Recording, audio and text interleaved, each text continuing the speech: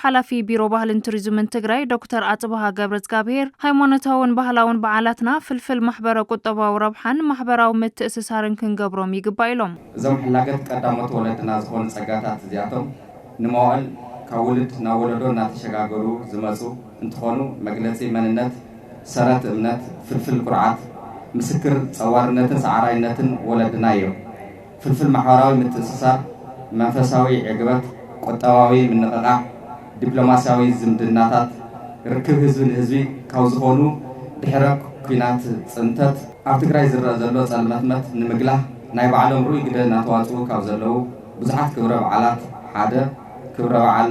ስላሴ ጥሪ እዩ ሃይማኖታውን ባህላውን በዓላት ትግራይ ብራኸን ህላውን ትግራይ ንምርግጋጽ ዘኽእል ዓቕምን ሓድነትን ነጠናኽረሎም ዕድላት እዮም ክብሉ ገሊጾም ግዛት ዓደቦ ንምውሓስ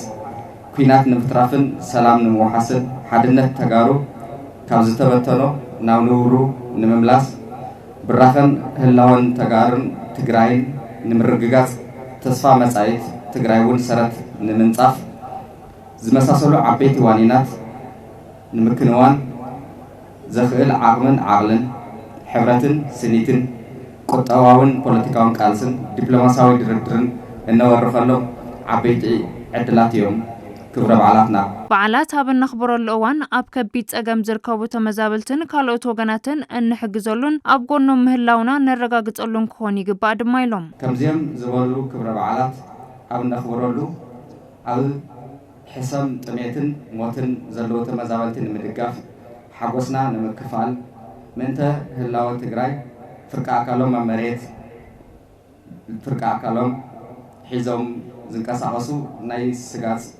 كانزا زلوم جغانونا ناي محكام ناي هلوات عداون مخانون نذكرولو عوي مسوساوي ኣብ ሓደጋ ዘለው ጥንታውያን ሓድግታት በምጽጋን ክኽለሉ ክሕለውን መስሕብ ቱሪዝም ክውዕልን ኩሉ ግደ ከበርክት ዶክተር አጽባሃ ገብረዝጋብሔር ጸዊዖም ካብዚ ብተወሳኺ ኣብዚ ሕዚ እዋን ካብ ጸላኢ ዝተረፉ ብዙሓት ሓድግታት ትግራይ ኣብ ከቢድ ፈተና ምውዳቖም ዝፍለጥ እዩ ካብዚኣቶም ሓደ መራያ ጥንታዊ ከተማ ማይ ኣድራሻ እዩ እዚኦም ብሰንኪ ዘይሕጋዊ ናይ ወርቂ ሃደን ወይ ዕደና ዝጠፉ ዘለው ሰረት ወለድና ዝኾኑ ሓድግታትና ክሕለው ክኽለሉ